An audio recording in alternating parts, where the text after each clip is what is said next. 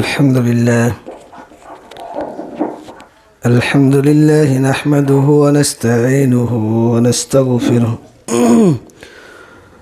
ونؤمن به ونتوكل عليه ونعوذ بالله من شرور أنفسنا ومن سيئات أعمالنا من يهده الله فلا مضل له ومن يضلل فلا هادي له وأشهد أن لا إله إلا الله وأشهد أن محمدا عبده ورسوله أما بعد فأعوذ بالله من الشيطان الرجيم يا أيها الذين آمنوا اتقوا الله حق تقاته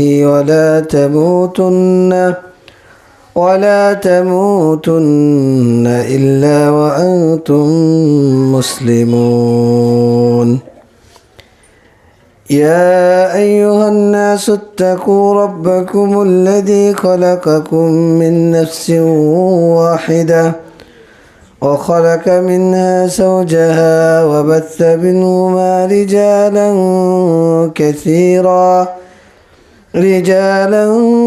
كثيرا ونساء واتقوا الله الذي تساءلون به والأرحام إن الله كان عليكم رقيبا يا أيها الذين آمنوا اتقوا الله وقولوا قولا سديدا আলহামদুলিল্লাহ, প্রশংসা সেই মহান আল্লাহ রাব্বুল আলামিনের জন্য, যার অশেষ অনুগ্রহে পৃথিবীর সর্বোৎকৃষ্ট স্থান আল্লাহর পবিত্র ঘরে তার প্রশংসা করার জন্য যে মহান রব আমাদেরকে উপস্থিত হওয়ার তৌফিক দান করেছেন, তার শুকরিয়া আদায় করি আলহামদুলিল্লাহ। দরুদ ও সালাম বর্ষিত হোক বিশ্ব মানবতার মুক্তির দূত, যার আগমনে বিশ্ব থেকে বিদায় নিয়েছিল অন্যায়, অত্যাচার, জুলুম, ব্যভিচার, যার আদর্শ বাস্তবায়ন করার জন্য আমাদের এই প্রচেষ্টা, মুহাম্মদ রাসূলুল্লাহ সাল্লাল্লাহু আলাইহি ওয়াসাল্লাম। সম্মানিত মুসল্লিবৃন্দ, সংক্ষিপ্ত পরিসরে জুমার খুতবার বিষয়, অধিকাংশ মানুষ ঈমান আনার সত্ত্বেও কিভাবে মুশরিকে রূপান্তরিত হচ্ছে। আমরা ইবাদত ঠিকই করছি, মনে করছি ভালো মনেই করছি, ভালো করেই করছি, কিন্তু ওই ইবাদতের মধ্যে যে আমরা শিরকে লিপ্ত হচ্ছি, এই জিনিসটা যতদিন আমরা না বুঝবো, এই ইবাদতগুলো আমাদের কিন্তু আল্লাহর কাছে গ্রহণীয় হবে না। ইসলামের মৌলিক যেটা পরিভাষা তাওহীদ, তাওহীদের বিপরীত হলো শিরক। সুন্নাহর বিপরীত হলো বিদআত। তাওহীদকে নষ্ট করে শিরক আর সুন্নাতকে নষ্ট করে বিদআত। অন্তত মুসলিম হিসেবে এই চারটি জিনিস যদি আমরা মূল নির্যাস উপলব্ধি করি বা বুঝি, ইনশাআল্লাহ আমরা পথভ্রষ্ট হব। আমরা যে কষ্ট করে যে আমলগুলো করছি, এই আমলগুলো কি বরবাদ হবে না।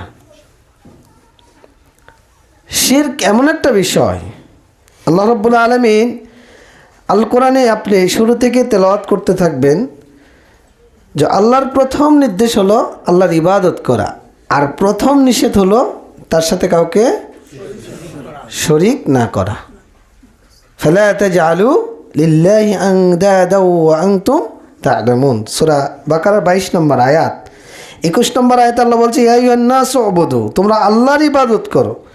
আর 22 নম্বর আয়াতে আল্লাহ বলছেন তোমরা আল্লাহর ইবাদত করতে গিয়ে আল্লাহর সাথে কাউকে সমকক্ষ বা শরীক নির্ধারণ করো না। শিরক একটা ভয়ঙ্কর ব্যাপার, ভয়াবহ ব্যাপার। এই জন্য আল্লাহ রাসূল বলছেন মুসনাদে আহমদ 22,228 নম্বর হাদিস, যে তোমাকে যদি হত্যা করা হয় আগুনের মধ্যে নিক্ষিপ্ত করে অগ্নিদগ্ধ করে পুড়িয়ে মারা হয়। লা তুশরিক বিল্লাহ ওয়া ইন কুতিলতা ওয়া হুররিকতা, যদিও তোমাকে হত্যা করা হয়, তোমাকে কি করা হয়? অগ্নিদগ্ধ করা হয়, আগুনে পুড়িয়ে মারা হয়, এরপরেও তোমরা আল্লাহর সাথে কাউকে শরীক করো না। তাহলে এটা কত ভয়ঙ্কর একটি ব্যাপার। মনে করেন আপনারা এখানে যারা বাপ পিতা হয়েছেন, আপনার সন্তান আপনার সামনে যদি অন্য কাউকে আব্বা বলে, আপনি মেনে নেবেন? বোঝেননি মনে হয়, সবাই বুঝেছেন? মা বোনরা রয়েছে, কোনো মার সামনে অন্য কোনো মাকে অস্বীকার করে অন্য কাউকে যদি বলে এটা আমার মা, তো ওই মা মেনে নেবে? সাথে সাথে ওই ছেলেকে কতল করবে যদি তার মধ্যে ব্যক্তিত্ব থাকে, তাই না? তো শিরকের ব্যাপারটা এমন, আল্লাহ আপনাকে আমাকে ইবাদতের জন্য সৃষ্টি করেছে, তো সেই ইবাদতের ক্ষেত্রে যদি আমি আপনি আল্লাহর সাথে কাউকে সম অধিকার প্রদান করি, সামান্য কিছু দান করি, দেই, নির্ধারণ করি, তাহলে আল্লাহ এইরকম রাগান্বিত হন। এই জন্য তার দুনিয়ার যত আমল সব কী করে দেন? আল্লাহ বরবাদ করে দেন, নষ্ট করে দেন। আর আখেরাতে তার জন্য চিরস্থায়ী জাহান্নামের ব্যবস্থা করেন। সহিহ বুখারীর 4477 নম্বর হাদিস, আব্দুল্লাহ ইবনে মাসউদ রাদিয়াল্লাহু আনহুমা আল্লাহ রাসূলকে প্রশ্ন করলেন যে সবচেয়ে বড় পাপ কি? আল্লাহ নবী বললেন, আনতাজআলা লিল্লাহি নিদ্দান ওয়া হুয়া খালাকাকা, আল্লাহর সাথে কাউকে সমকক্ষ নির্ধারণ করা, অথচ তিনি তোমাকে সৃষ্টি করেছেন। আমাদের স্রষ্টাকে, আমাদের স্রষ্টাকে, তো এই স্রষ্টার সাথে একজনকে বা বহুজনকে কি করা? সমকক্ষ নির্ধারণ করা। শিরক কিভাবে হয়? আল্লাহকে যেভাবে আপনি ডাকেন ওইভাবে যদি কাউকে ডাকেন, আল্লাহকে যে ভয়টা করেন ওই ভয়টা যদি কাউকে করেন, আল্লাহর জন্য যেমন অনুনয় বিনয় প্রকাশ করেন ওই অনুনয় বিনয় যদি অন্য কারোর জন্য প্রকাশ করেন, আল্লাহকে যে মোহাব্বত করা উচিত এই মোহাব্বত যদি আপনি অন্যকে করেন, আল্লাহ যে দিন জীবন ব্যবস্থা আমার জন্য আপনার জন্য দিয়েছেন, এই জীবন ব্যবস্থা যদি আপনি অন্য কারোর জন্য পরিবর্তন করেন, তাহলে সেটার নাম কি? শিরক। আজকে শিরক বুঝে মসজিদ থেকে বের হবেন সবাই, বলেন ইনশাআল্লাহ। আপনার আমার জীবনে যেন শিরকের কোনো ছোঁয়া না থাকে, শিরকের যেন কোনো স্পর্শ না থাকে। যদি থাকে তাহলে এই যে সালাত পড়ছি এগুলো কিন্তু আল্লাহর কাছে কবুল হবে না। আর বর্তমান প্রেক্ষাপটে শিরক বোঝাটা এবং জানাটা এবং আমল করাটা জরুরি, কারণ মানুষ ঈমান হারা হয়ে যাচ্ছে। এই জন্য আল্লাহ রাব্বুল আলামিন সূরা ইউসুফের 6 নম্বর আয়াত উল্লেখ করে বলেন যে ওয়ামা ইউমিনু আকসারুহুম বিল্লাহ ইল্লা ওয়া হুম মুশরিকুন, তাদের অধিকাংশই ঈমান আনার শর্ত তারা কি? মুশরিক। আপনি সালাত পড়ে ঈমানদার মনে করছেন, কিন্তু আল্লাহ বলছেন যে তুমি মুশরিক। আপনি সিয়াম পালন করে নিজেকে সিয়াম পালনকারী মনে করছেন, কিন্তু আল্লাহ বলছেন তুমি মুশরিক। তাহলে কিভাবে হচ্ছে এটা তো বোঝা দরকার, নাকি বোঝা দরকার নেই? বোঝা দরকার। এক নম্বর, আমরা যেভাবে শিরকে লিপ্ত হই সেটি হলো তাওহীদুর রুবুবিয়্যাহ।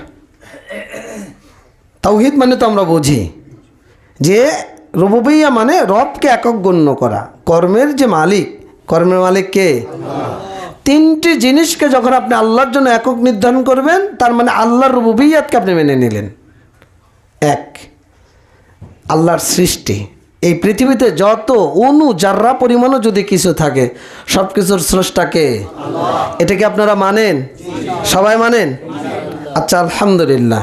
আল্লাহ রাব্বুল আলামিন বলছেন আল্লাহু খালিকু কুল্লি শাইইন ওয়া হুয়া আলা কুল্লি শাইইন ওয়াকিল, সূরা জুমার 62 নম্বর আয়াত। আল্লাহ বলছেন আল্লাহ সব কিছুর স্রষ্টা, ওয়া হুয়া আলা কুল্লি শাইইন ওয়াকিল, প্রত্যেকটা জিনিসের আল্লাহ ওয়াকিল, ব্যবস্থাপক। সুবহানাল্লাহ।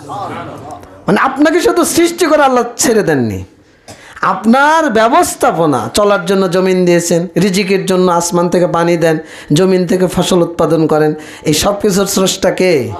তা আল্লাহকে যদি এই ক্ষেত্রে আপনি মনে করেন যে একক, তাহলে আল্লাহর রুবুবিয়্যাতের ক্ষেত্রে আপনি স্বীকার করলেন যে আল্লাহ আমার রব। দুই, বিধানদাতা হিসেবে, পরিচালক হিসেবে আল্লাহ এক। আল্লাহ কি এক। আলা লাহুল খালক আল আমর, সূরা আরাফ 54 নম্বর আয়াত। আল্লাহ বলছেন সাবধান, সৃষ্টি যার, বিধানও বিধানকার, বিধানকার আল্লাহর। ইউদাব্বিরুল আমরা মিনাস সামাই ইলাল আরদ, আসমান থেকে জমিনকে পরিচালনা করেন কে? আল্লাহ। তার মানে গোটা পৃথিবী কার বিধানে চলবে? আল্লাহর বিধানে। গোটা পৃথিবীর কার পরিচালনায় চলবে? আল্লাহ। তার মানে বিধান এবং পরিচালনার ক্ষেত্রে আল্লাহকে একক গণ্য করেন। আপনি যদি আল্লাহর প্রত্যেকটা বিধান মেনে নেন তাহলে আপনি হলেন মুখলেস, মুমিন, মুত্তাকি। আর যদি মনে করেন যে না কিছু মানবার কিছু মানব না, তার মানে আল্লাহকে আপনি বিধানদাতা মানলেন, রব হিসেবে স্বীকার করলেন না। এটার ব্যাখ্যা আমি পরে দিচ্ছি। 3 নম্বর, রাজত্বের মালিক কে? আল্লাহ। গোটা পৃথিবীর রাজত্বের মালিক কে? আল্লাহ। তাবারাকাল্লাযী বিয়াদিহিল মুলক ওয়া হুয়া আলা কুল্লি শাইইন কাদির। বরকতময় সেই সত্তা যার হাতের মধ্যে গোটা পৃথিবীর রাজত্ব। গোটা পৃথিবীর রাজত্ব কার? আল্লাহ। ওয়ালিল্লাহি মুলকুস সামাওয়াতি ওয়াল আরদ, আসমান এবং জমিনের রাজত্ব কার? আল্লাহ। সূরা আল ইমরান 199 নম্বর আয়াত। তো এই যে রাজত্বের ক্ষেত্রে এখন আপনি মনে করবেন যে বাংলাদেশে যে সরকার ব্যবস্থা, এখন যারা সরকার আছে তারা এই বাংলাদেশের মালিক। আসলে কি তাই? আল্লাহ তাকে এই দায়িত্বটা দিয়েছেন, ভূখণ্ডের আমানতটা দিয়েছেন ডক্টর ইউনূসের হাতে। আগে ছিল ফ্যাসিস্ট কিলার, সাইলেন্ট কিলারের হাতে, তার আগে আরেকজন ছিলেন। তো আল্লাহ এই আমানতটা দিয়েছে যে যথাযথ আল্লাহর বিধান মোতাবেক তুমি এই আমানতের দায়িত্ব পালন করো কি না। আল্লাহ ধরবে না? ধরবে না। শুধু বাংলাদেশ নয়, এটা গোটা পৃথিবীর এক একটা ভূখণ্ডের রাজত্ব আল্লাহ এক একজনকে দিয়েছে। কুলিল্লাহুম্মা মালিকাল মুলক তুতিল মুলকা মান তাশা। সম্মানিত করার মালিক কে? আল্লাহ। অপমান লাঞ্ছনা করার মালিক কে? আল্লাহ। এই যে 3টি ক্ষেত্রে যখন আপনি আল্লাহকে সুপর্দ করবেন, আল্লাহর জন্য নির্ধারণ করবেন, তখন আপনি আল্লাহর রুবুবিয়্যাতকে মেনে নিলেন।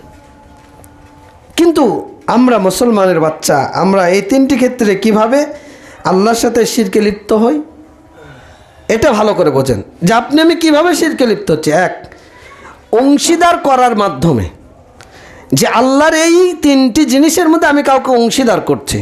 আর একটা হলো অস্বীকার করার মাধ্যমে, যে আল্লাহর এই গুণগুলোকে আমি অস্বীকার করছি। অংশীদার কিভাবে? মনে করেন আল্লাহর যে সত্তা, আল্লাহর যে কর্ম, আল্লাহর যে সৃষ্টি, আল্লাহর যে পরিচালনা, রাজত্বে আপনি কাউকে ঢুকিয়ে দিচ্ছেন। ইহুদিরা মনে করে উজাইর ইবনুল্লাহ, উজাইর কার ছেলে? আল্লাহর ছেলে। খ্রিস্টানরা মনে করে যে ঈসা ইবনুল্লাহ, ঈসা কার ছেলে? আল্লাহর ছেলে। তার মানে আল্লাহ সত্তা, কুল হুয়াল্লাহু আহাদ আল্লাহুস সামাদ লাম ইয়ালিদ ওয়া লাম ইউলাদ। আল্লাহকে কেউ জন্ম দেয়নি, আল্লাহকেও কেউ জন্ম দেয়নি। আল্লাহর কাছ থেকে কেউ জন্মও নেয়নি, আল্লাহকে কেউ জন্ম দেয়নি। তাহলে আপনি যে উজাইরকে ইবনুল্লাহ মনে করেন, ঈসাকে ইবনুল্লাহ মনে করেন, বলেন তো আপনি আল্লাহর সত্তার সাথে শিরকে লিপ্ত। এই যে 25শে ডিসেম্বর যারা বড়দিনের শুভেচ্ছা বিনিময় করেছেন, যারা বড়দিন উপলক্ষে 32 জিবি 50 জিবি 20 জিবি প্যাকেজ নিয়েছেন এই দিন উপলক্ষে, তার মানে আপনি ক্রিসমাসকে বৈধ মনে করেছেন যে ঈসা আল্লাহর পুত্র। কেউ যদি এটা মনে করে শুভেচ্ছা বিনিময় করেন, তার ঈমান চলে গেছে এবং ঈমান যাবে আল্লাহর কর্মে। আমাদের জন্ম এবং মৃত্যুর মালিক কে? ইব্রাহিম আলাইহিস সালাম, সূরা বাকারা 258 নম্বর আয়াত। আলাম তারা ইলাল্লাযী হাজ্জা ইব্রাহিম ফি রাব্বিহি আন আতাহুল্লাহুল মুলকা। ইব্রাহিম নমরুদের সাথে তর্ক যুদ্ধে লিপ্ত হলেন, আল্লাহ সেই ঘটনা উল্লেখ করছেন। ইব্রাহিম এক সময় বললেন, রব্বি আল্লাযী ইউহয়ি ওয়া ইউমীত, আমার প্রতিপালক তিনি যিনি জীবন দেন মৃত্যু ঘটান। তো নমরুদ বলছে আনা উহয়ি ওয়া উমীত, আমি জীবনদাতা আমি মৃত্যুদাতা। তো পৃথিবীতে যদি কেউ মনে করে যে আল্লাহর এই কর্মে আমি অংশীদার, তার ঈমান থাকবে না। এটা হলো আল্লাহর কর্মে অংশীদার করা। আল্লাহ রাব্বুল আলামিন সূরা আনআম 100 নম্বর আয়াত, ওয়াজআলু লিল্লাহি শুরাকা আল জিন্না ওয়া খালাকাহুম। মানুষ আল্লাহর সাথে জিনকে শরীক করে, অথচ জিনের স্রষ্টাকে আল্লাহ। জিনের স্রষ্টাকে আল্লাহ। তো যারা জিনকে আল্লাহর শরীক করে তারা এই কর্মে শিরক করে। কিভাবে? আপনার একটা সমস্যা হলো, আপনি চলে গেলেন পীরের কাছে, ফকিরের কাছে, যারা ঝাড়ফুঁক করে জিনের মাধ্যমে আপনাকে সহযোগিতা করে। তার মানে জাদুকরের কাছে আপনি কারো ক্ষতি করবেন বলে জাদুকরে, বিশেষ করে মেয়েদের মধ্যে এই জিনিসটা বেশি। আপনি যদি কোনো পীর ফকির জাদুকরের কাছে গিয়ে জিনের আশ্রয় নেন, জিনের নামে মানত করেন, জিনের নামে কুরবানি করেন, তার নামে কিছু প্রদান করেন, তার মানে জিন চায় আপনার ইমানকে বিক্রি করে, দিনকে বিক্রি করে আপনার ইমানকে নষ্ট করা। আপনি যদি এটা করে থাকেন তার মানে আপনি রুবুবিয়্যতের ক্ষেত্রে শিরকে লিপ্ত। আল্লাহ বলছেন তারা জিনকে আল্লাহ শরীক করে। মানে আপনি জিন বললো যে একটা গরু ছাগল কুরবানি দিয়ে দাও, তাহলে এই ক্ষতি থেকে তোমাকে বাঁচাবে, তার মানে আপনি মনে করলেন যে ক্ষতি থেকে বাঁচানোর মালিক কে? জিন। নাউজুবিল্লাহ বলবেন না? এরপরে আল্লাহ রাব্বুল আলামিন বলছেন সূরা শুরা 49-50 নম্বর আয়াত যে ইয়াখলুকু মা ইয়াশা ইয়াহাবু লিমান ইয়াশাউ ইনাসান ওয়া ইয়াহাবু লিমান ইয়াশাউ যুকুর। আল্লাহ যাকে ইচ্ছা ছেলে সন্তান দেন, মেয়ে সন্তান দেন, যাকে ইচ্ছা ছেলে মেয়ে উভয়টাই দেন। ওয়া ইয়াজআলু মান ইয়াশা আকিমা, আর আল্লাহ যাকে ইচ্ছা বন্ধা করে দেন। সন্তান দেওয়ার মালিক কে? আল্লাহ। কিন্তু আপনি মাজারে চলে গেলেন, পীরের কাছে চলে গেলেন, দরবারে চলে গেলেন, গিয়ে একটা মানত করলেন বা একটা কোরবানি করলেন, একটা ছাগল নিয়ে চলে গেলেন, কেন? যে আপনাকে সে সন্তান দেবে। নাউজুবিল্লাহ। তার মানে সন্তান দেওয়ার মালিক কে? আপনি তাকে সন্তান দেওয়ার মালিক মনে করলেন। আপনি এমন কিছু জিনিস নির্ধারণ করে নিলেন যেটা আপনার ক্ষতিও করতে পারেন, উপকারও করতে পারেন। আল্লাহ বলছেন মা লা ইয়াদুররুহুম ওয়া লা ইয়ানফাউহুম, তাদের ক্ষতিও করে না, উপকারও করে না। ক্ষতি করার মালিক কে? উপকার করার মালিক কে? তাহলে আপনি পাবনা শহর থেকে অষ্টধাতুর আংটিটা কেন কিনলেন? আপনি এই বিশ্বাস নিয়ে যে হাঁটুর ব্যথা, পায়ের ব্যথা, গিরার ব্যথা, জ্বরের ব্যথা, বিছানায় প্রসাব করে, তো এই আংটি ব্যবহার করলে কি হবে? সব ব্যথা দূর হয়ে যাবে। বালা পড়লে কি হবে? সব ব্যথা দূর হয়ে যাবে। তাবিজ পড়লে কি হবে? সব ব্যথা দূর হয়ে যাবে। ভালো মন্দের মালিক কে? তা আপনি কেন সেটা করলেন? তার মানে আপনি আল্লাহকে ভালো মন্দের মালিক মনে করলেন না। তা আল্লাহ বলছেন ওয়ায়াবুদুনা মিন দুনিল্লাহ মা লা ইয়াদুররুহুম ওয়া লা ইয়ানফাউহুম, আল্লাহকে বাদ দিয়ে তারা এমন কিছু জিনিসের ইবাদত করে যে জিনিস তাদের ক্ষতিও করতে পারে না, উপকারও করতে পারে না। এইভাবে আল্লাহর সাথে আপনি শরীক করেন। আর একটা শ্রেণী আছে যারা অস্বীকার করার মাধ্যমে, সেটা কি? এক শ্রেণীর মানুষ আছে যারা নাস্তিক, কমিউনিস্ট, তারা আল্লাহকে মানে না, যুগবাদী, যারা যুগের প্রতি বিশ্বাসী। আল্লাহকে অস্বীকার করেছিল কে বলেন তো? ফিরআউন। কি বলেছিল? আনা রব্বুকুমুল আ'লা, সূরা নাজিয়াত 24 নম্বর আয়াত, আমি সর্বোচ্চ রব। যারা নাস্তিক, কমিউনিস্ট, এরা আল্লাহকে বিশ্বাস করে না। যারা যুগবাদী, আপনারা বিভিন্ন টিভি চ্যানেল দেখেন, বিভিন্ন তারা এপিসোড তৈরি করে, দেখবেন যে তারা আপনাকে বোঝানোর চেষ্টা করে যে যুগের পরিবর্তনের হাওয়া লেগেছে, যুগের কারণে এটা হয়েছে। আল্লাহ রাব্বুল আলামিন এদের কথা বলছেন ওয়াকালু মা হিয়া ইল্লা হায়াতুনা দুনিয়া নামুতু ওয়া নাহইয়া ওয়া মা ইউহলিকুনা ইল্লা দাহর। আমরা জীবন এবং মৃত্যু, জীবন বাঁচি মরি, এটা যুগেরই খেলা, যুগ ছাড়া কিছুই ধ্বংস করে না। জীবন মৃত্যুর মালিক কে? জীবন মৃত্যুর মালিক কে?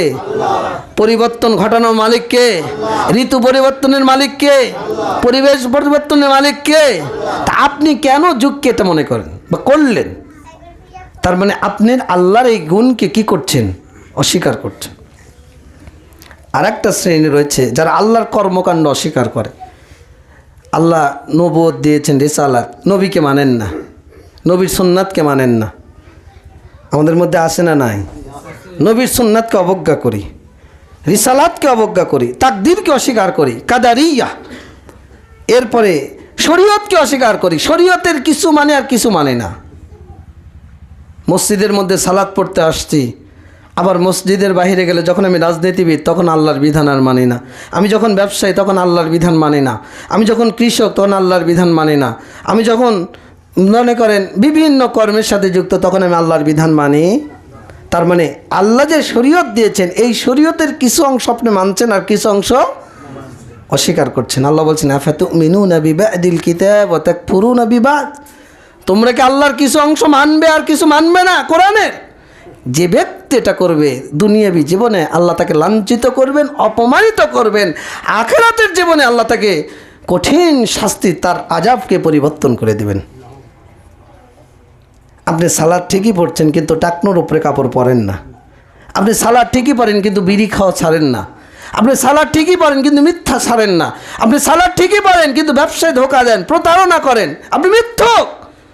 আপনি সালাদ ঠিকই পড়েন, মহিলাদেরকে বলছে আপনি পর্দা করেন না।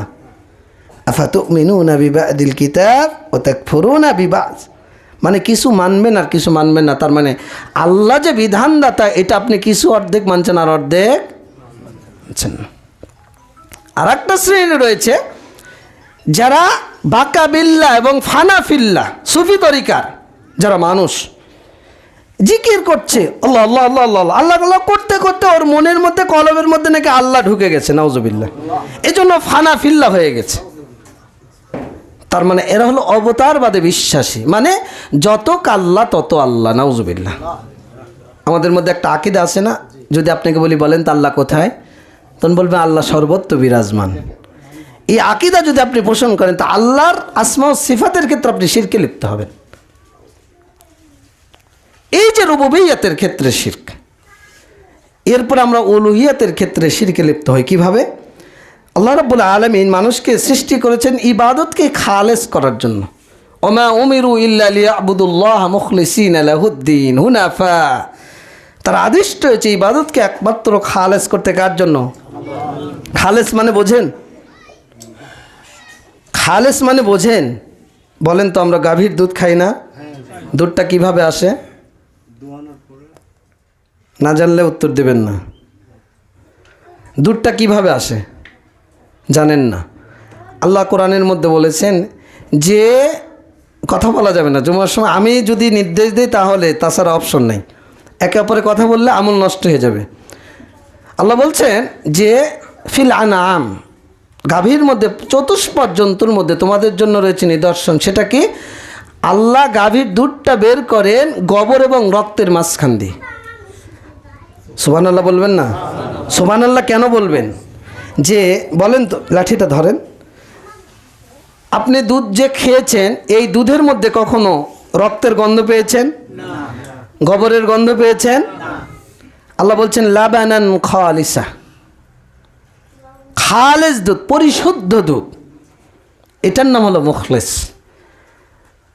আল্লাহর ইবাদত আপনাকে এমনভাবে করতে হবে যে ইবাদতের সাথে কোনো ব্যক্তির, কোনো মানুষের, কোনো জিনিসের কোনো সংমিশ্রণ থাকবে। আল্লাহ যেভাবে বলেছেন ওইভাবেই আপনাকে করতে হবে। আপনি টাকনুর নিচে আল্লাহ হারাম করে দিয়েছেন, আপনি টাকনুর নিচে পড়বেন না। মেয়েদের টাকনুর নিচে পড়তে হবে, আপনি টাকনুর নিচেই পড়বেন। কে পড়লো আর কে পড়লো না, আপনাকে কে খুশি করলো আর কে করলো না, কাকে খুশি হলো কে হলো না, এটা আপনার দেখার বিষয় নয়। ইখলাস কেমন জিনিস জানেন? মনে করেন আপনি বিড়িখোর, নেশাখোর, সিগারেট খান, তো আপনি একা একাই খান। এই মানুষগুলো যদি আপনাকে দেখে আপনি খাবেন? বোঝেননি মনে হয়। আমি যদি আপনার সামনে পড়ে যাই, আমার সামনে আপনি খাবেন? কিন্তু আপনি খান। এখন আমি আপনার সামনে পড়ে গেলাম, আপনি খাচ্ছেন, এখন আপনি কি করবেন? বিড়িটা খাবেন না ফেলে দেবেন? বোঝে না মনে হয়। ফেলে দেবেন না খাবেন? ফেলে দেবেন। আচ্ছা, ফেলে দেওয়াটা উচিত ছিল কি ছিল না আমার আগে?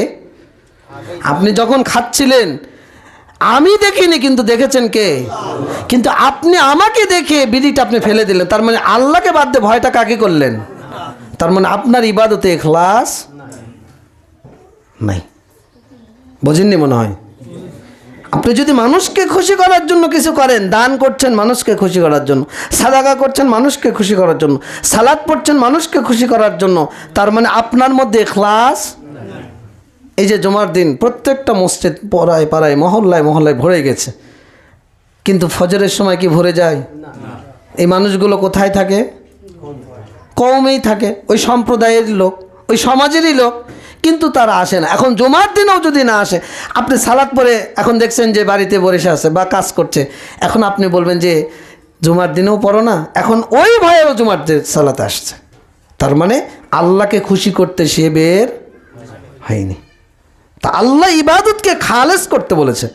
মা বোন না মনে করেন পর্দা করে না, এখন মুরব্বী সামনে পড়ে গেল, মাথাটা খোলা, কি করবে? চাদরটা মুড়ি দিবে, মাথায় দিয়ে দেবে। কেন? মুরব্বী যদি খালি মাথায় দেখে তাহলে তার সম্মান হানি হবে। সম্মান কি? হানি হবে। তা মাথায় কাপড় দেওয়া উচিত ছিল কাকে সম্মান করে? তার মানে ইখলাস নাই। অথচ আল্লাহ আদেশ করেছেন যে ওমা উমিরু ইল্লা লিয়াবুদুল্লাহ মুখলিসিনা লাহুদ্দিন। ইখলাস হলো আল্লাহকে খুশি করা, আল্লাহকে সন্তুষ্ট করা, আর নবীর তরিকায় করা। ইবাদত দুইটি জিনিসের উপর ভিত্তি করে হয়, একটা হলো আল্লাহকে খুশি করার জন্য, আর নবীর তরিকা মোতাবেক, নবীর পদ্ধতিতে। এই দুইটি পদ্ধতির বাইরে আপনি যা কিছুই করবেন এটা হলো তাওহীদুল উলুহিয়াত, আপনি শিরকে লিপ্ত। সেটা কিভাবে? আল্লাহ রাব্বুল আলামিন বলছেন আলা লিল্লাহি দ্বীনুল খালিস, একনিষ্ঠ ইবাদত কার জন্য? আল্লাহর জন্য। ওয়াল্লাযীনা ইত্তাখাযু মিন দুনিহি আউলিয়া, যারা আল্লাহকে বাদ দিয়ে ওলি আউলিয়াদেরকে গ্রহণ করেছে, তারা বলে কি মা না'বুদুহুম ইল্লা লিয়ুকাররিবুনা ইলাল্লাহি সুলফা, আমরা তাদেরকে এই কারণেই ধরেছি যে তারা আল্লাহর কাছে আমাদেরকে কি করে দেবে? পৌঁছে দেবে, নিকটবর্তী করে দেবে। তো যারা এটা মনে করে যারা মাজারে সিজদা করে, মাজারে মানত করে, মাজারে কোরবানি করে, মাজারে বিভিন্ন নজর মানত পেশ করে, এরা হলো ইবাদত কি আল্লাহর জন্য খালেস করে না, কার জন্য করে? মাজারের জন্য করে। কার জন্য করে? মাজারের জন্য করে, পীরের জন্য করে। এটা হলো ইবাদতে ক্ষেত্রে শিরক। সিজদা পাওয়ার মালিক কে? রুকু পাওয়ার মালিক কে? কুরবানি পাওয়ার হকদার কে? মানত নজর মানত করবেন কার জন্য? ভয় করবেন কাকে? আল্লাহকে। তা আপনি সিজদা কেন মাজারে করবেন? আপনি রুকু কেন মাজারে করবেন? আপনি পীরের নামে কেন মানত করবেন? আপনি দরগার নামে কেন কুরবানি করবেন? এই যে আমরা ইবাদতের ক্ষেত্রে শিরকে লিপ্ত, এইভাবে উলুহিয়াতের ক্ষেত্রে বহু আমরা শিরকে লিপ্ত। দেখেন আপনার মধ্যে আছে কিনা। মনে করেন নিয়তের শিরক, আপনার ইচ্ছা আকাঙ্ক্ষাটা কি? আল্লাহ রাব্বুল আলামিন বলছেন মান কানা ইউরিদুল হায়াতাদ দুনিয়া ওয়া জিনাতাহা নুআফি ইলাইহিম আমালাহুম, যাদের দুনিয়ার ইচ্ছা, দুনিয়ার সৌন্দর্য, বাড়ি গাড়ি জমি পয়সা টাকা, রাজনীতি অর্থনীতি সমাজনীতি ক্ষমতা, যাদের মৌলিক এগুলোই উদ্দেশ্য, আল্লাহ বলছেন নুআফি ইলাইহিম আমালাহুম, আমি তাদের দুনিয়ার সব আশা আকাঙ্ক্ষা পূর্ণ করে দেব, পূর্ণ প্রতিদান আল্লাহ দিয়ে দেবেন। কিন্তু আল্লাহ বলছেন উলাইকাল্লাযীনা লাইসা লাহুম ফিল আখিরাতি ইল্লান নার, আখিরাতে এদের জন্য আগুন ছাড়া কিছুই থাকবে। তার মানে আপনার যদি দুনিয়ায় উদ্দেশ্য হয়, আল্লাহর ইবাদত করবেন না, করার ইচ্ছাও নাই, শুধু দুনিয়াদার হওয়া, বাড়ি করব কিভাবে, জমি করব কিভাবে, ব্যবসাটা ভালো করব কিভাবে, আর একটা ব্যবসা বাড়াবো কিভাবে, আমাদের মধ্যে আছে না নাই? এইরকম যদি শুধু দুনিয়ায় উদ্দেশ্য হয়, তার মানে আপনি নিয়তের ক্ষেত্রে আপনি মুশরিক। বুঝেননি মনে হয়। অথচ উদ্দেশ্য ছিল কি আপনার? 5 ওয়াক্ত সালাত যথাযথ আমি আদায় করব কিভাবে, ইমানকে নবায়ন করব কিভাবে, ইমানকে মজবুত করব কিভাবে। আপনি এগুলোকে বাদ দিয়ে আপনি রাত 12টা 2টা 3টা পর্যন্ত রাজনীতি করেন, 12টা 1টা 2টা পর্যন্ত ব্যবসা নীতি করেন, 12টা 2টা 3টা 4টা পর্যন্ত আপনি আপনার সম্পদ বাড়ানোর পরিকল্পনা করে এসে ঘুমিয়ে পড়েন। ফজরের আপনার কোনো চিন্তাই নেই। আপনি জহরের সময় ব্যবসা করতে করতে জহরের সালাত পার হয়ে যায়, আপনার কোনো টেনশনই নেই। তার মানে আপনি দুনিয়াদার, আপনার দুনিয়ায় মৌলিক উদ্দেশ্য। এটা হলো আপনার নিয়তের শিরক, আপনি নিয়তের ক্ষেত্রে মুশরিক। আর একটা বিষয় আনুগত্যের ক্ষেত্রে শিরক, ইত্তাখাযু আহবারাহুম ওয়া রুহবানাহুম আরবাবাম মিন দুনিল্লাহ, ইহুদি খ্রিস্টানরা তাদের ধর্মনেতা, সমাজ নেতা, রাষ্ট্রনেতাদেরকে রব হিসেবে গ্রহণ করেছে। অথচ আল্লাহ আদেশ করেছেন কাকে? আনুগত্য করতে হবে কার? ইবাদত করতে হবে কার? কিন্তু আপনি তো ধর্মনেতার ইবাদত করেন, আপনি তো সমাজ নেতার ইবাদত করেন, আপনি রাষ্ট্রনেতার ইবাদত করেন কিভাবে? মনে করেন আপনার ধর্মনেতা মিলাদ করে, আপনিও মিলাদ করেন। আপনার ধর্মনেতা জাল হাদিসের উপর আমল করে, আপনাকে সে আমল করতে বাধ্য করে। আপনার ধর্মনেতা আল্লাহ এবং রাসূলকে বাদ দিয়ে মাযহাবের গোলামিতে লিপ্ত, আপনাকেও সেটা বাধ্য করে বা আপনিও সেটা পালন করেন। আপনি ধর্মনেতাকে রব হিসেবে গ্রহণ করেছেন। সমাজ নেতা সুদ হালাল না হারাম? হালাল না হারাম? হারাম করলো কে? হালাল করলো কে? মানুষ। হালাল করলো কে? আল্লাহ তো হারাম করে দিয়েছেন, হালাল করলো কে? মানুষ। মনে করেন আমার হোসেন কাকা ধনী মানুষ, আমি এখন বলছি চাচা সুজানগরে আমি একটা দোকান দেবো, আমাকে 5 লাখ টাকা দেন। চাচা বললো বাবা দিব তো, 1 বছরের মাথায় আমাকে 5,50,000 দিতে হবে। আমি আচ্ছা ঠিক আছে। আল্লাহর হারামকে উনি হালাল করে দিলেন, আর আমি সেটাকে হালাল হিসেবে গ্রহণ করলাম। তার মানে উনি রব বসে থাকলেন, রব সেজে নিজেকে রব বানালেন, আর আমি তাকে রব হিসেবে গ্রহণ করলাম। সমাজ নেতা, রাষ্ট্রনেতা কিভাবে আপনি রব মানলেন? মনে করেন আমাদের রাস্তায় পিকেটিং, আগুন, ককটেল, জ্বলে না রাজনৈতিক নেতা এখন বললো যে অমুকের ঘরটা ভেঙে দে, অমুককে মেরে ফেল, ওকে রক্তাক্ত কর, রাস্তাটা বন্ধ করে দে, আজকে সুজানগর বন্ধ করে দে। একজন মানুষের রক্তপাত করা হালাল না হারাম? এখন ওই নেতার কথা শুনে যে আপনি রক্তপাত করেন, তার মানে আল্লাহর হারামকে আপনি ওই নেতার কথা শুনে হালাল করে নিয়েছেন। এটা হলো আনুগত্যের ক্ষেত্রে শিরক। যদি কোরআন এবং সুন্নাহ, আল্লাহ এবং নবীর তরিকার বাহিরে, সুন্নাতের বাহিরে, ইবাদতের বাহিরে যদি আপনি কোনো ধর্ম নেতা, কোনো সমাজ নেতা, কোনো রাষ্ট্র নেতার আনুগত্য পোষণ করেন, তাহলে আপনি আনুগত্যের ক্ষেত্রে মুশরিক। উদাহরণ দিলে আজকে সারাদিন পার হয়ে যাবে, 1 মাস পার হয়ে যাবে। একটা করে উদাহরণ দিলাম বোঝার জন্য, এখন আপনি বুঝে নেবেন আপনি কোন ক্ষেত্রে ধর্মনেতাকে মানছেন। বিদআত করছেন ধর্মনেতার কথা শুনে, সুন্নাত পরিত্যাগ করছেন ধর্মনেতার কথা শুনে, আপনি ধর্মনেতাকে রব হিসেবে গ্রহণ করেছেন। এটা হলো আনুগত্যের ক্ষেত্রে শিরক। এরপরে মুহাব্বতের ক্ষেত্রে শিরক। আল্লাহ বলেন ওয়ামিনান নাসি মান ইয়াত্তাখিযু মিন দুনিল্লাহি আনদাদা ইউহিব্বুনাহুম কাহুব্বিল্লাহ, সূরা বাকারা 165 নম্বর আয়াত। মানুষের মধ্যে কতক মানুষ তারা আল্লাহকে বাদ দিয়ে তাদের রব হিসেবে গ্রহণ করেছে। আনদাদা ইউহিব্বুনাহুম কাহুব্বিল্লাহ, আল্লাহকে ভালোবাসার নেই, তারা তাদেরকে ভালোবাসে। তারা কি করে? তাদেরকে ভালোবাসে। ভালোবাসে না বাসে না বলেন তো? আপনার নেতা যদি বলে যে আজকে গণতন্ত্র প্রতিষ্ঠা করার জন্য রক্তপাত করতে হবে, আর আল্লাহ তো এটা কুফরিতন্ত্র ঘোষণা করেছেন, এখন আপনি কোনটা করবেন? আপনি কোনটা করবেন? বাংলাদেশের মানুষ কোনটা করছে, আপনি কোনটা করছেন? নিজেকে একটু বলার দরকার নেই, নিজেকে একটু চিন্তা করেন। আপনি আল্লাহর শরীয়তকে বেশি মহাব্বত করলেন না আপনার নেতাকে বেশি মহাব্বত করলেন? আপনার দিনকে বেশি মহাব্বত করলেন না দুনিয়াকে বেশি মহাব্বত করলেন? যদি দিনের চাইতে দুনিয়ার মহাব্বত হয় তাহলে এটা মহাব্বতের শিরক। এরপরে আপনার আমার দাওয়াতের শিরক। আল্লাহ রাব্বুল আলামিন বলছেন সূরা আনকাবুত 65 নম্বর আয়াত, ফাইদা রাকিবু ফিল ফুলকি দাউল্লাহ মুখলিসিনা লাহুদ্দিন। তারা যখন সফরের মধ্যে সমুদ্রে জানে বিপদে পড়েছে, তারা আল্লাহকে ডাকছে। কাকে? বিপদে পড়েছে।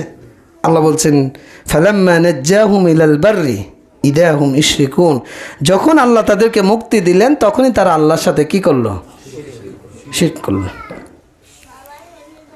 আপনি আমি তো বিপদে না পড়লেও শিরক করি, মানে আল্লাহকেও ডাকছি, নবীকেও ডাকছি, আল্লাহর কাছেও চাচ্ছি, নবীর কাছেও চাচ্ছি। আছে না নাই? ওই যে ফরিদপুরে যান, কেউ ফেরে না খালি হাতে, খাজারে তো দরবারে, গান আছে না নাই? খাজা কি দেওয়ার মালিক? আপনি খাজাকে ডাকলেন কেন? দেওয়ানবাগি কি দেওয়ার মালিক? আপনি ডাকলেন কেন? শাহপরান শাহজালাল কি দেওয়ার মালিক? হাজার হাজার শত শত লাখো লাখো মানুষ যাচ্ছে না? আজমিরে যাচ্ছে না? কেন যাচ্ছে? আল্লাহর সাথে তারা তাদেরকেও ডাকছে। আপনি জিকির করেন এমন যে আল্লাহর সাথে আপনি তাদেরকে ডাকেন, এরকম বহু জিকির আছে না নাই? আপনি তওবা করেন। আরে আপনারা তো সাধারণ মানুষ। এই যে কিছুদিন আগে আজহারি সাহেব দেশে আসছিল, 1 হাজারির সাথে 2 হাজারি দেখা করতে এসে মনে হচ্ছে মুরতাদ হয়ে গেছে। আবার ফেসবুকে লাইভে এসে ক্ষমা চাচ্ছে, আল্লাহ তুমি আমাকে ক্ষমা করো, নবী আমাকে ক্ষমা করো। আচ্ছা নবী কি ক্ষমা করার মালিক? তাহলে নবী 100 দিন দৈনিক আস্তাগফিরুল্লাহ পড়তেন কেন? কেউ যদি নবীকে ক্ষমাকারী মনে করে যে নবী ক্ষমা করলে আল্লাহ করবে বা আল্লাহর সমপর্যায়ে, এই ব্যক্তি দাওয়াতের ক্ষেত্রে শিরকে লিপ্ত। এটা হলো আহ্বানের শিরক, মানে আল্লাহর সাথে আপনি অন্য কেউ ডাকছেন। নবী, সে নবী হলেও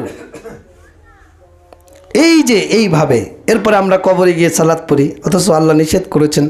কবরে গিয়ে সিজদা করি, তাওয়াফ করি, কবর মাজার দরবার খানকায় গিয়ে মানত করি, গায়রুল্লাহ নামে জবে করি না করি না? অথচ আল্লাহ নির্দেশ দিয়েছেন কি, ফসল্লি লিরাব্বিকা ওয়ানহার, সালাত পড়ো কার জন্য? কোরবানি করো কার জন্য? তাহলে আপনি মাজারে কেন কোরবানি নিয়ে চলে গেলেন? আপনি পীরের নামে জিনের নামে কেন কোরবানি করলেন? আপনাকে কবিরাজ বলে দিল যে একটা মুরগি জবাই করে দাও, তাহলে তোমার এই রোগ ভালো হয়ে যাবে, তোমাকে জিনে ধরেছে, তুমি মুক্ত হয়ে যাবে, আর আপনি ওই জিনের নামে আপনি মুরগি কোরবানি করে দিলেন। নাউজুবিল্লাহ। কোরবানির হক রাখেন কে? আল্লাহ কি আপনার গোশত নেন? কি নেন? লা ইয়ানালুল্লাহু লুহুমুহা ওয়ালা দিমাউহা ওয়ালাকিন ইয়ানালুহুত তাকওয়া মিনকুম। তাকওয়া নেন। কি নেন? আপনি কেন কোরবানি করছেন? উদ্দেশ্যটা কি? আল্লাহ এইটুকু নেন, আপনার গোশতও নেন না, আল্লাহ রক্তও নেন না। এই যে বিষয়গুলো, আমরা আল্লাহকে বাদ দিয়ে অন্যের জন্য সিজদা করছি, রুকু করছি, জবে করছি, মানত করছি, নজর মানছি, কিছু প্রদান করছি, ভয় করছি। রাস্তা দিয়ে যাচ্ছেন, মাজার আছে, পকেট থেকে 10 টাকা বের করে বাজারের মধ্যে ছেড়ে দিলেন। কেন? আপনার গাড়িটা অ্যাক্সিডেন্ট করবেন না। নাউজুবিল্লাহ। এই ভালো মন্দ করার মালিক কে? এই যে উলুহিয়াতের ক্ষেত্রে আমি আপনি মুশরিকে রূপান্তরিত হচ্ছি। এরপরে আসমা ও সিফাতের ক্ষেত্রে আমরা কিভাবে শিরকে লিপ্ত হচ্ছি? আল্লাহ রাব্বুল আলামিন বলছেন, ওয়ালিল্লাহিল আসমাউল হুসনা ফাদউহু বিহা। আল্লাহর জন্য নাম এবং গুণাবলী রয়েছে, তোমরা আল্লাহকে সেই নামেই ডাকো। এরপর আল্লাহ বলছেন, ওয়াদারুল্লাযীনা ইউলহিদুনা ফি আসমাইহি, যারা আল্লাহর নামে বিকৃত করে তাদেরকে তোমরা পরিত্যাগ করো। আপনি তো আল্লাহকে বাদ দিয়ে বিভিন্ন খোদা বলেন, গড বলেন, ঈশ্বর বলেন, তারপরে হলো বিধি বলেন। আমাদের বাংলাদেশে অনেক গান আছে না? আছে না নাই? খোদা নামে আছে, বিধি নামে আছে, ঈশ্বর নামে আছে। তা আল্লাহর কি নামের অভাব রয়েছে যে আপনি এই নামগুলো কেন বললেন? নিজেকে মুসলমান দাবি করেন। আল্লাহ রাব্বুল আলামিন সূরা আরাফ 180 নম্বর আয়াতে এই কথা বলছেন। এরপরে সূরা নাহাল 60 নম্বর আয়াতে আল্লাহ বলছেন, ওয়ালিল্লাহিল মাসালুল আলা, আল্লাহর জন্য রয়েছে সুউচ্চ গুণাবলী, সুমর্যাদাবান, সুউচ্চ। আর এই নাম এবং গুণাবলী কারো মতো, আল্লাহর যে গুণ রয়েছে, আল্লাহর যে নাম রয়েছে, এই গুণ এবং নাম কারো মতো। আল্লাহ রাব্বুল আলামিন বলছেন সূরা শুরা 11 নম্বর আয়াত, লাইসা কামিসলিহি শাইউন ওয়া হুয়াস সামিউল বাসীর। আল্লাহ কারো মতো নয়, আল্লাহ সর্বশ্রোতা, আল্লাহ সর্বদ্রষ্টা। তা আল্লাহর গুণ কি? আল্লাহর নাম তো আমরা বুঝি যে আল্লাহ মালিক, আল মালিক, আল কুদ্দুস, আল সালাম, আল মুমিনু, আল মুহাইমিনু, আল আজিজ, আল জব্বার, আল মুতাকাব্বির, আর রহমান, আর রহিম, আর রব্বু, আল ইলাহ, এরকম বহু নাম রয়েছে। তা আল্লাহর যে নামে সমস্যা কম, গুণাবলীতে সমস্যা বেশি। সেটা কি? আল্লাহ কথা বলে না? বলে না? কোরআন কার কথা? আল্লাহর কথা। আল্লাহ কোথায় আছেন? আর রহমানু আলাল আরশি ইস্তাওয়া। আল্লাহ কোথায়? আরশে। আল্লাহর হাত আছে না নাই? আল্লাহ শোনেন না? শোনেন না? দেখেন না? দেখেন না? আল্লাহর চোখ আছে না নাই? আল্লাহর ছাক আছে না নাই? পায়ের ছাক, পা আছে না নাই? আল্লাহর অজহন, চেহারা আছে না নাই? আছে। তা আপনি কোরআনগুলো যেগুলো বাসায় রাখেন, কোরআন শরীফ, যে কোরআনের ওপর দেখবেন শরীফ, মনে করবেন এটাই হলো বেদাতি। বেদাতি কোরআন। কেন? ওই কোরআনের আজকে অনুবাদগুলো পড়বেন, যেখানে অজহুন আছে, সূরা রহমান খুলবেন, অজহুনের চেহারা যদি চেহারা না করে, সত্তা যদি করে, তার মানে আপনি বুঝবেন ও আল্লাহর সিফাতকে স্বীকার করে। বুঝাতে পারিনি মনে হয়? বুঝেছেন আপনারা? ভাষায় যদি কোনো অনুবাদ কোরআন থাকে, আর ওই কোরআনে যদি আল্লাহর পা সাব্যস্ত না করা হয়, আল্লাহর হাত সাব্যস্ত না করা হয়, আল্লাহর চেহারা সাব্যস্ত করা না হয়, যদি বিকৃত কোনো অর্থ, তাবিল, অপব্যাখ্যা করার চেষ্টা করে, বুঝতে হবে যে এই কোরআনের অনুবাদক আল্লাহর সিফাতকে স্বীকার করে না। এটা হলো আল্লাহর আসমা ও সিফাতের ক্ষেত্রে শিরক।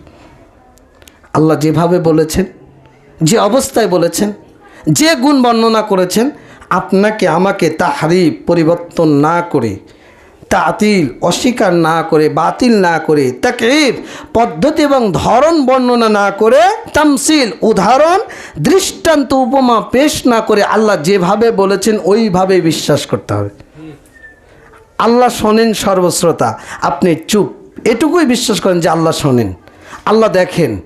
আপনি যদি বাসির আর স্বামী এই গুণটাই যদি মেনে নেন, কোন আদম সন্তানের বাচ্চা পাপ কাজে লিপ্ত হতে পারে না। পারে? আপনি বিড়ি খাচ্ছেন মনে করেন অন্ধকার রাত্রির মধ্যে, আমাকে দেখে আপনি খাবেন না, বাপকে দেখেও খাবেন না, মুরব্বীকে দেখেও খাবেন না, কিন্তু আপনার মনে যদি এই চিন্তা থাকে যে আল্লাহর গুণ হলো আল্লাহ সর্বদ্রষ্টা, অন্ধকার গহীন রজনীতেও যদি আমি এই নেশাটা গ্রহণ করি, দেখবেন কে? আল্লাহ। এই যে আসমা ও সিফাতের জ্ঞান আপনার মধ্যে নেই, যার কারণে আপনি পাপ করেন, অপরাধ করেন। আর যারা এটাকে দুইভাবে, একটা হলো আল্লাহর নাম এবং গুণ অস্বীকার করার মাধ্যমে আপনি শিরকে লিপ্ত হন। সেটা কিভাবে? এই যে আল্লাহর এই গুণগুলোকে আপনি তাবিল করার চেষ্টা করেন, অপব্যাখ্যা করার চেষ্টা করেন। বাংলাদেশে অধিকাংশ যারা হানাফি, নিজেকে হানাফি মাযহাবের দাবি করে, অধিকাংশ হলো মাতুরিদি তরিকার লোক। মাতুরিদি আকিদা নামে একটা আকিদা রয়েছে, ভ্রান্ত আকিদা, যারা আল্লাহর গুণকে অপব্যাখ্যা করার চেষ্টা করে, অস্বীকার করে। মনে করেন আল্লাহ কোথায়? আরশে।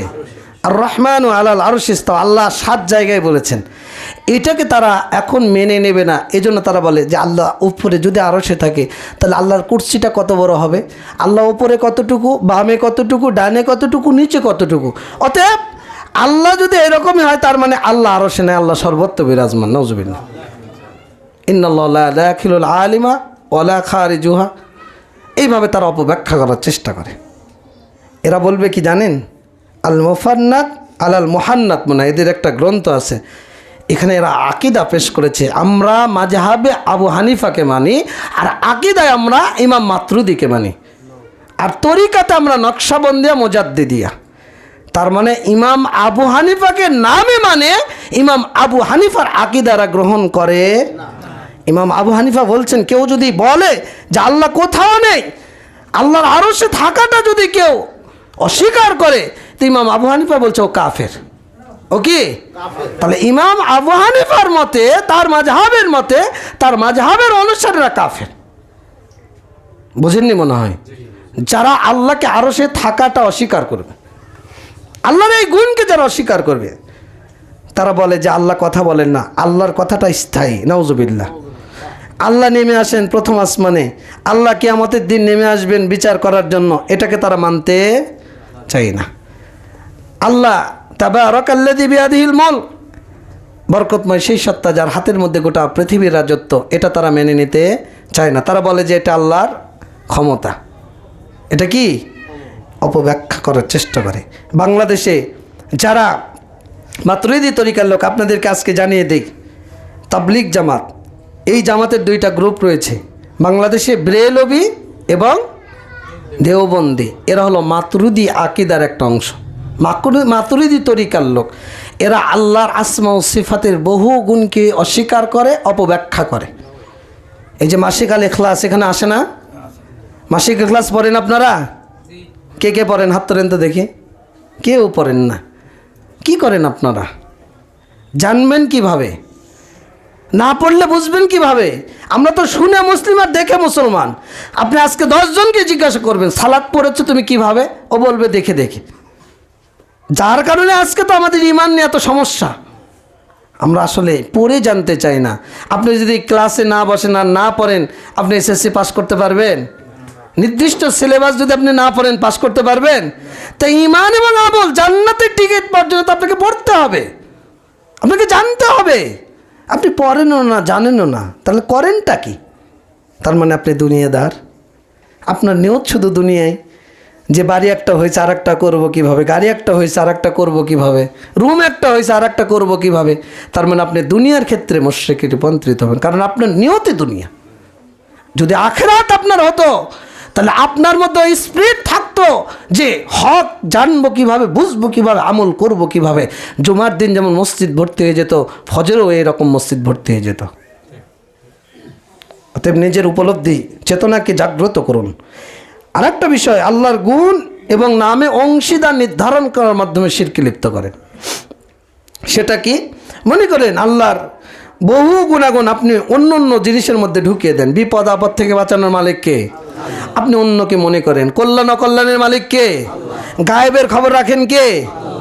ওয়াইনদাহু মাফাতিহুল গায়ব লা ইয়ালামুহা, আল্লাহ ছাড়া গায়েবের খবর কেউ জানে না। তাহলে আপনি প্রত্যেক দিন পত্রিকা খুলে রাশিচক্র অনুসন্ধান করেন কেন?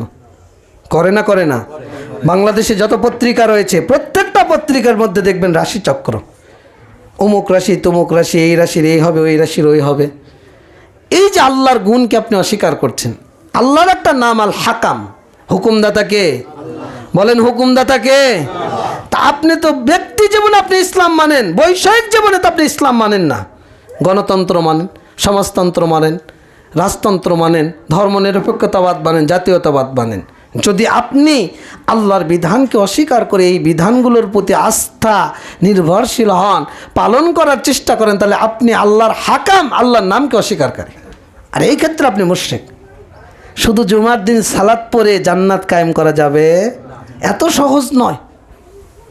আপনি আল্লাহকে বাদ দিয়ে আইন রচনা করে মনে করেন গণতন্ত্রের এই ধব্জাধারী, এই নোংরা চরিত্রের মানুষদেরকে আল্লাহ রাব্বুল আলামিন আপনাকে আমাকে জানিয়ে দিচ্ছেন। দেখেন যে আম লাহুম শুরাকাউ শারাউ লাহুম মিনাদ-দীন মা লাম ইয়াযান বিহিল্লাহ, তারা নাকি আল্লাহর জন্য শরীক নির্ধারণ করে। যারা আল্লাহর জন্য শরীক সাব্যস্ত হয়ে আইন রচনা করে, কি করে? শারাউ লাহুম, তাদের জন্য শরীয়ত নির্ধারণ করে, মা লাম ইয়াযান বিহিল্লাহ, যে ব্যাপারে আল্লাহ অনুমতি দেয়নি। আপনি 300 জন মন্ত্রী ক্যাবিনেট নিয়ে আপনি গণতন্ত্র প্রতিষ্ঠা করে গণতন্ত্রের মতো আইন করে আপনি মনে করবেন যে আল্লাহকে বাদ দিয়ে গণতন্ত্রই আমার সব কিছু।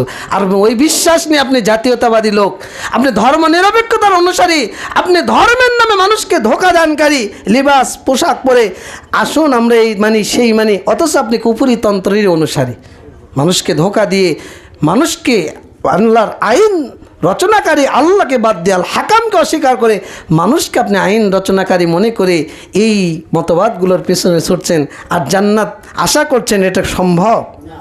বলেন তো সম্ভব? তার মানে আল্লাহর হাকামকে আমরা মানি না। আর যে ব্যক্তি এমনটা করবে তার জন্য দুনিয়াতে লাঞ্ছনা অপমান ছাড়া আর কিছুই থাকবে না। আখেরাতে চিরস্থায়ী জাহান্নামীদের দলভুক্ত হবে। আমি 5 মিনিট চেয়ে নিচ্ছি, আপনাদের কাছে কষ্ট হবে? শুধু আলোচনাটা শেষ করার জন্য, বোঝানোর জন্য। এই যে এই প্রকার শিরকে যারা লিপ্ত হবে, আল্লাহ রাব্বুল আলামিন এই প্রকার শিরকারীদের জন্য জান্নাতকে হারাম ঘোষণা করেছেন। কি করেছেন?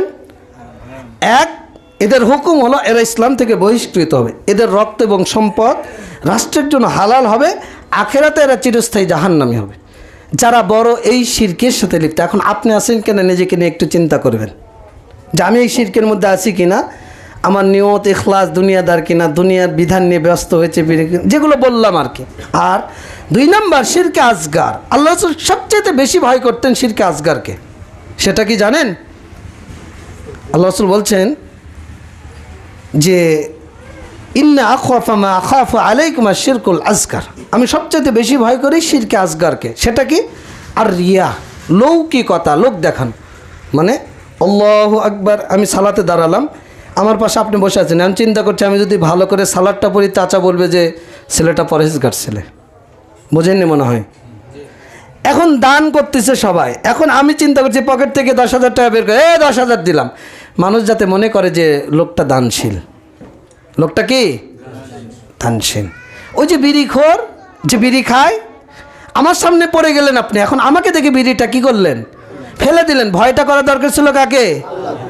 আল্লাহকে। সালাত পড়বে না, ক্যারাম খেলছে বা লুডো খেলছে বা ক্রিকেট খেলছে, আর আমি ডাকছি যে ভাই আসো সালাত পড়ি, ভাই যান আসছি, তার মানে ও সালাত পড়বে? আপনাকে খুশি করার জন্য কথাটা বলল। এই যে লৌকিকতা, যদি আপনার মধ্যে এটা থাকে, এটা হলো শিরকে আসগার।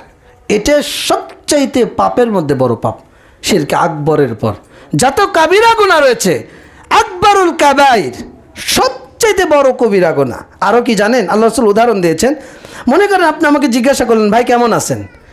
আল্লাহ এবং আপনার দোয়ায় ভালো আছি বলেন না আপনারা? আল্লাহর সাথে কাউকে সম্পর্ক করা যাবে? বলবেন আলহামদুলিল্লাহ। অতঃপর কি আপনারা দোয়া করেছেন, আল্লাহ ভালো রেখেছেন, কিন্তু আপনি এবং আল্লাহর রহমতে ভালো আছে, তার মানে আল্লাহর সাথে আপনি তাকেও কি করলেন? শিরক করলেন। এটা হলো শিরকে আসগার। আমরা কসম করি না, কসম মাইরি, মায়েরা বেশি কসম করে, মায়েরা করে, মেয়েরা করে। মাইরি মানে মায়ের কসম, বাপের কসম। এই যে এক বেদাতি বক্তা কোন মাহফিলে তার সময় দিয়েছিল 10টা পর্যন্ত, বলছে কোরআন সে বলছে। এই ভিডিওটা আপনারা দেখেছেন? আমি নাম বলছি না, দেখেছেন? এই যে কোরআন আপনি বলতে পারেন কালামুল্লাহ, এটা আল্লাহর কালাম, আল্লাহর সিফাত, কালামুল্লাহর শপথ, তার মানে আল্লাহরই সিফাত। কিন্তু কোরআন ছুঁয়ে বলছি মাইরি, মায়ের কসম, বাপের কসম, সন্তানের মাথায় হাত দিয়ে কসম করেন। এই যে আল্লাহর নামে কেউ যদি কসম করে তাহলে এটা কি ফাসিকি কাজ? এটা কি? এই জিনিসগুলো শিরক আসগারের মধ্যে পড়ে যায়। আল্লাহ রাসূল এটা সবচাইতে বেশি ভয় করতেন। অন্ধকার রাত্রিতে কালো পাথরের উপর কালো পিপিলিকা যেমন বোঝা যায় না, আপনার আমার কর্মে শিরক হয়, এটা আপনি আমি বুঝতে পারি না। বুঝতে কি পারি না। মনে করেন টাকনুর নিচে কাপড় পরেছেন সালাতে এসে, এখন আপনি আমাকে দেখছেন যে ভাই দেখছে টাকনুর উপরে কাপড় যদি না থাকে কি মনে করবে? আপনি টাকনুটা জড়িয়ে ফেললেন, কিন্তু উচিত ছিল আপনার আগেই করা। কাকে দেখে? কাকে খুশি করে? মনে করে আপনার সাথে আমার দেখা হয় না, বহুদিন পর দেখা হয়েছে, এখন আসসালামু আলাইকুম চাচা, আজকে সারাদিন আপনাকে খুব মনে পড়েছে। মানে আপনি চাচাকে খুশি করার জন্য কথাগুলো বললেন। খুশি করা দরকার ছিল কাকে? আমাদের মধ্যে এগুলো হয় না, হয় না। এটা হলো শিরক আসগার। এই যে আমরা এইভাবে শিরকের মধ্যে লিপ্ত হচ্ছে, শিরক ভয়ঙ্কর এবং ভয়াবহ একটি কাজ। কেউ যদি শিরক করে তার আমল বরবাদ হয়ে যাবে, তার আমল নষ্ট হয়ে যাবে, আখিরাতে চিরস্থায়ী জাহান্নামে হবে। সে আল্লাহর কাছে কোনো স্থান পাবে না, আল্লাহর রহমত দয়া পাবে না। কারণ আল্লাহর সাথে সে কি করেছে? সমকক্ষ নির্ধারণ করেছে। তার দুনিয়াবী জীবন একবারে বিতৃষ্ণা উঠে যাবে। আল্লাহ রাব্বুল আলামিন বলছেন যে ছো মেরে তাকে যেন একটা কি পাখি নিয়ে গেল, আর আকাশ থেকে তাকে এমনভাবে নিক্ষেপ করলো। মানে এই আয়াতের ব্যাখ্যা করতে গিয়ে সালাফগণ বলছেন যে তার দুনিয়াবী জীবন এতটাই অতিষ্ঠ হয়ে যাবে, এতটাই ব্যস্ত হয়ে যাবে যে কোনো জিনিস আপনার খণ্ড বিখণ্ড থাকবে না, খণ্ড বিখণ্ড হয়ে যাবে, এলোমেলো অবস্থা। এই জন্য শিরক থেকে বেঁচে থাকার জন্য আমাদেরকে থাকতে হবে, চেষ্টা করতে হবে। আমরা পারবো না? পারবো না? সবাই পারবেন? সবাই বলছেন না, সবাই পারবেন? আমরা যে কষ্ট করে ইবাদতগুলো করি, এই ইবাদতের মধ্যে যদি সামান্য শিরক ঢুকে যায় বাঁচার কোনো পথ। আর আমরা কিন্তু বেশি বেশি শিরকে লিপ্ত হই। এখন কতটুকু আলোচনা বুঝেছেন আমি জানি না, কিন্তু আপনাকে বুঝতে হবে আজকের আলোচনা। এজন্য আল্লাহ বলছেন ওমা ইউমিনু আকসারুহুম বিল্লাহ ইল্লা ওয়া হুম মুশরিকুন। তারা অধিকাংশই ঈমান আনার শর্ত তারা কি? তারা কি? আপনি সালাত ঠিকই পড়ছেন কিন্তু আপনি শিরক করছেন। আপনি যাকাত ঠিকই দিচ্ছেন কিন্তু আপনি শিরক করছেন। অতএব আমার সালাত, আমার ইবাদত, আমার সাদাকা, আমার দান, আমার দাড়ি রাখা, আমার টাকনুর উপরে কাপড় পরা, আমার বিড়ি সারা খাওয়া, প্রত্যেকটা কাজ যেন কার সন্তুষ্টিতে হয়? এই সন্তুষ্টির মধ্যে বিন্দু পরিমাণ যেন কোনো মানুষের চিন্তা, চেতনা, চাহিদা, ইচ্ছা, সন্তুষ্টি কোনো কিছুই যদি না থাকে, কোনো কিছু যেন না ঢোকে। যদি ঢুকে যায় তাহলে কিন্তু আমলটা কি হয়ে যাবে? বরবাদ হয়ে যাবে। আল্লাহ আমাদেরকে শিরক বোঝার তৌফিক দান করুন। আমরা যাতে করে আমল করার পরেও, ঈমান আনার পরে যেন মুশরিকে পরিণত না হয়, আল্লাহ তুমি আমাদেরকে সেই তৌফিক দান করো। মানুষের ধোকায় পড়ে এই কুফরি তন্ত্রের পিছনে যেন আপনার সময় শ্রম ব্যয় না হয়। যদি আপনার শ্রম ব্যয় করতে হয় ইসলামিক খেলাফত কায়েমের জন্য, তাওহীদ বাস্তবায়নের জন্য, এটা মাথায় রাখবেন। এখন অধিকাংশ মানুষ এই ধোকায় পড়তেছে। আসুন আমরা ঐক্য করি। কে কোন আকীদার এটা কোনো দেখার বিষয় নয়। আল্লাহ আপনার ঈমান যদি মজবুত থাকে, আমল যদি মজবুত থাকে, দুনিয়াতে আল্লাহ আপনাকে কর্তৃত্ব দিবে। কিন্তু আপনার ঈমানই মজবুত না, আপনি কুফরি তন্ত্র নিয়ে ঐক্য জীবনে কোনো দিন কিয়ামত পর্যন্ত সম্ভব নয়। অতএব এই ধোকায় পড়বেন না। গণতন্ত্র, কুফরি তন্ত্র দিয়ে কোনোদিন ইসলাম কায়েম হবে না, হয়নি। কুফরি তন্ত্র দিয়ে ইসলাম কায়েম হয়নি, হবে না, কিয়ামত পর্যন্ত সম্ভব নয়। এই ধোকায় যেন পড়ে আপনার ঈমান যেন নষ্ট না হয়। যদি কেউ বলে যে ভাই আসেন ঐক্য করি, তখন বলবেন যে আসেন তাওহীদের ওপর ঐক্য করি, শিরক বর্জনের ঐক্য করি। কিসের ওপর? ইবাদত আল্লাহর জন্য খালেস করার ঐক্য করি। আল্লাহ ওয়াদা করেছেন, ওয়াদাল্লাহুল্লাযীনা আমানু মিনকুম ওয়া আমিলুস সালিহাত, যারা ঈমানদার আমলে সালেহ করে তাদেরকে আল্লাহ দুনিয়াতে নেতৃত্ব দেবেন ইনশাআল্লাহ। এতে কোনো টেনশন নেই, ক্ষমতা পাওয়াই লাগবে, যেতেই হবে এমন কোনো বিষয়। কিন্তু ঈমান যদি চলে যায় আখিরাতে কিছুই থাকবে না, ইল্লান্নার, আগুন ছাড়া কিছুই পাবেন না। আল্লাহ আমাদেরকে বোঝার তৌফিক দান করুন, আমিন। বারাকাল্লাহু লানা ওয়া লাকুম ফিল কুরআন।